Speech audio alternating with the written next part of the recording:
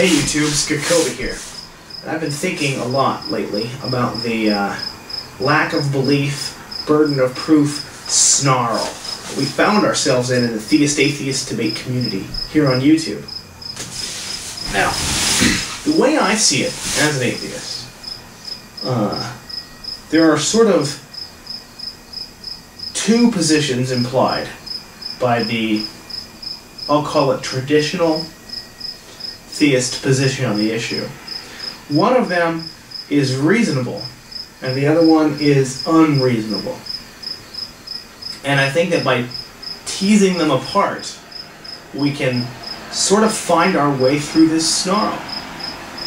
That's my hope anyway. That's a little ambitious, but I think it's very possible. So why don't I explain what I'm talking about, and we'll see if maybe you don't agree with me.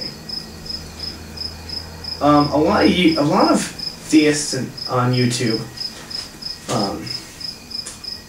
start arguments with atheists, or devolve their arguments with atheists to a debate about the proper definition of the word atheism, with generally the theist advocating something analogous to strong atheism, such as atheism is the belief that there are no gods, whereas the atheist is advocating a definition compatible with weak atheism, such as the lack of belief in gods.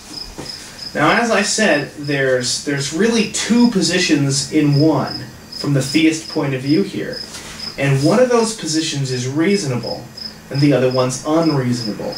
And I want to explain what that is. Let's start with the unreasonable one, because that's sort of the old ground. That's what we've already been talking about, and a lot of theists haven't figured it out yet, but atheists have already been talking about it. I'm hoping that by explaining the reasonable side of that issue, maybe I can, I don't know, give theists an opportunity to say, oh, I do see where you're coming from, atheist.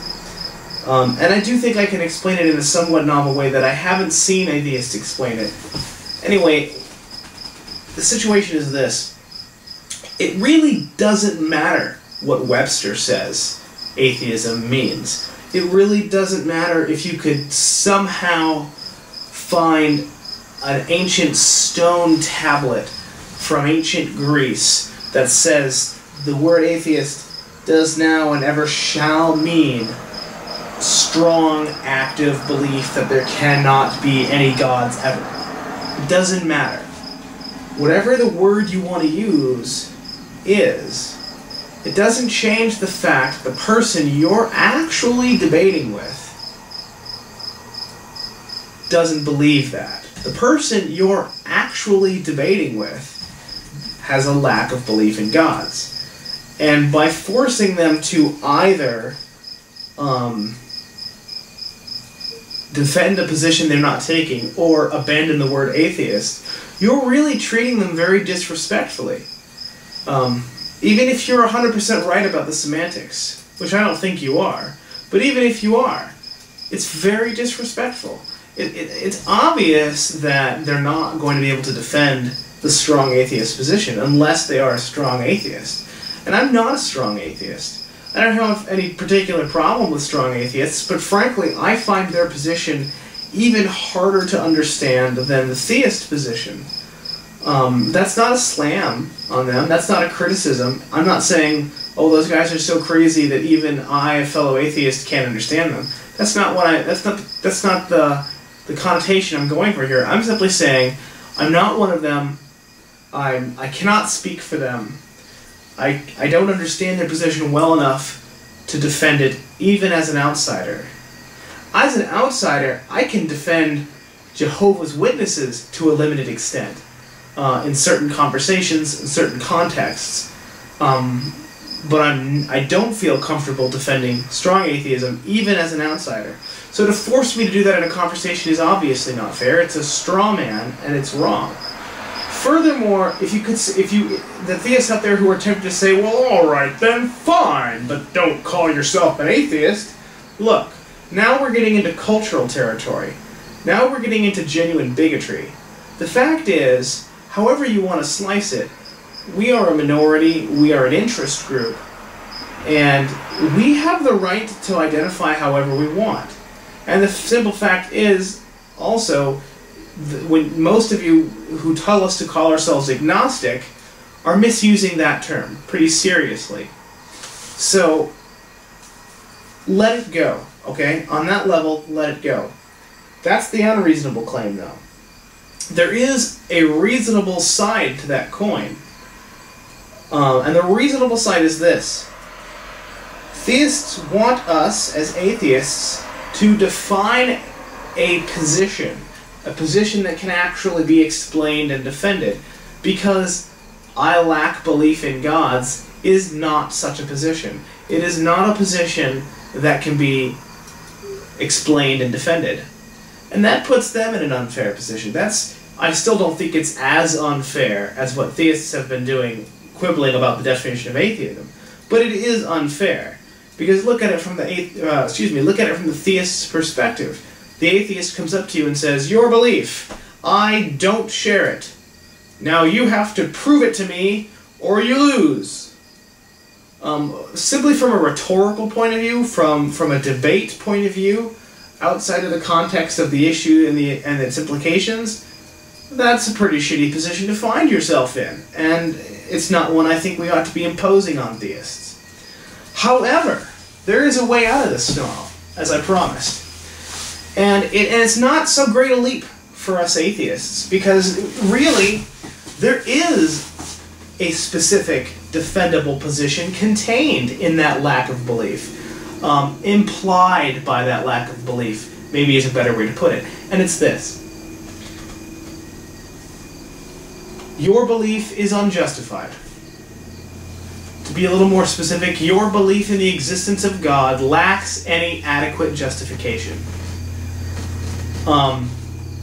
Now that's a more coherent position. That's a coherent position that I can explain, that I can defend. What does that do with burden of proof? Does that shift the burden of proof onto the atheist? Does it maybe shift it a little bit onto the atheist? I don't think it does, but what I will say is that it admittedly makes the question a little more subtle. However, there's another angle that you have to look at here.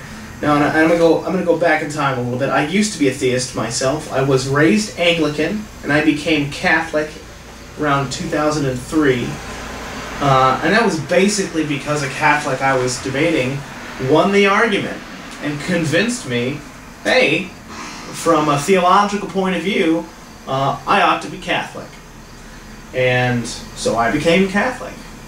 And to this day, I still think that within the context of that discussion, within the confines of the beliefs that we agreed upon, that person was right. I now exist in a larger context, or what I consider at any rate to be a larger context, and so I no longer am Catholic, I'm now an atheist. However, I do recall a time when I considered myself a fairly adroit apologist, Catholic apologist in particular, and I could argue circles around the Protestants, and particularly the evangelicals. I could decimate them in conversations. But when it came to the atheists, I didn't really have much to say, because long before my actual crisis of belief started, long before I really seriously discovered myself to be on the road to atheism, I had already realized that the position of atheism was sort of unassailable, because you couldn't attack it without committing some sort of non sequitur. And I had realized, again, long before I became an atheist, I realized that you can't, none of the arguments for the existence of God, kalam cosmological, first cause, the objective morality argument, they are all, at best, appeals to consequences, and at worst, non sequiturs. And an appeal to consequences is a non sequitur, so they were all non sequiturs. There is no effective assault on the atheist position. And I think a lot of theists out there have noticed this as well as I had, to one degree or another, and it frustrates them, as it frustrated me. And that's understandable. But here's the thing. Some people, some theists I should say, including myself to a certain extent, have taken a very sort of cynical approach to that, made a cynical interpretation of that, which is that these people, they've adopted atheism because they like winning arguments. Atheism is a strong poker hand for them. Atheism is a cheat code for them. And the game they're playing being argument. We're all just here to play argument. And atheism is a cheat code to win an argument. Well, if that's what you think, let me say that I understand that perspective because I felt that way once myself. But let me say now as an atheist, that's not what's happening. And that's because of something else also implied in that statement. In that statement of your beliefs lack justification.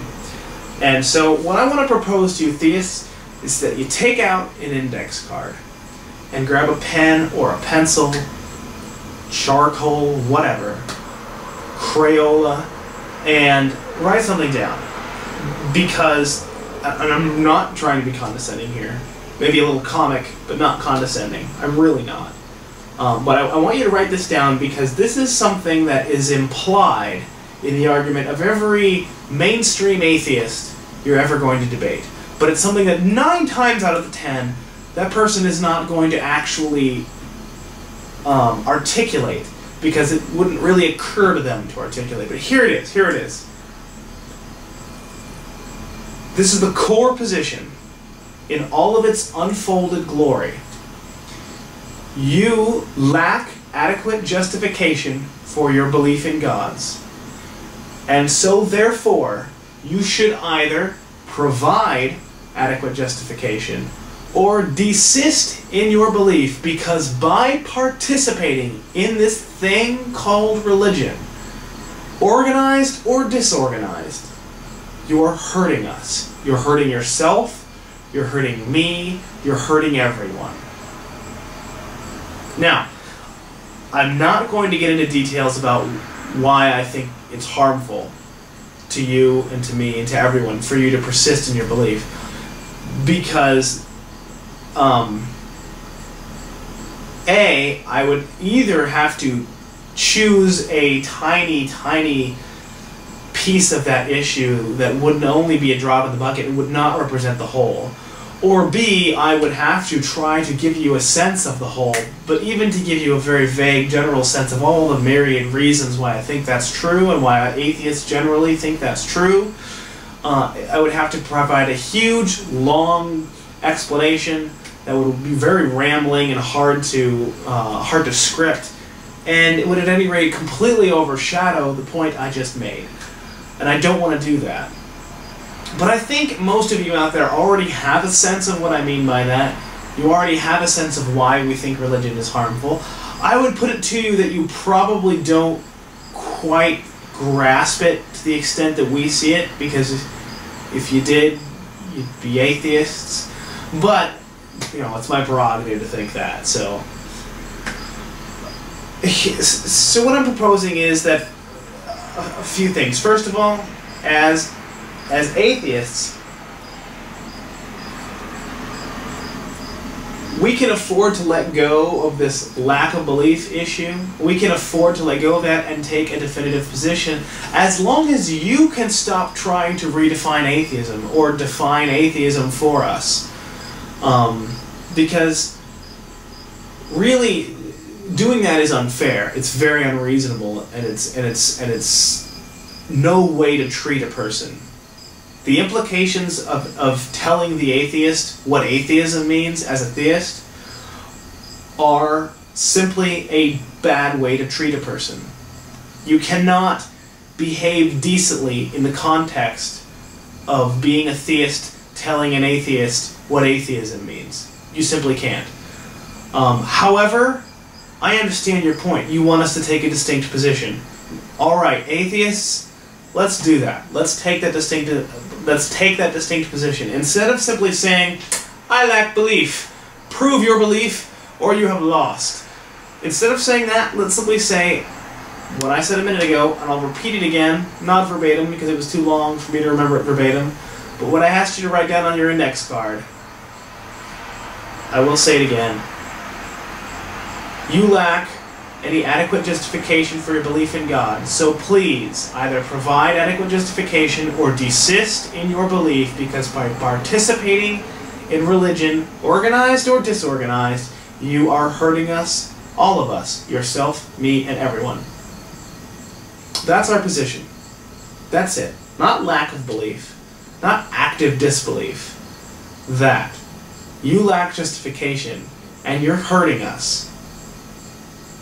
So please, either show me that I'm wrong, or stop hurting us. Thanks for listening.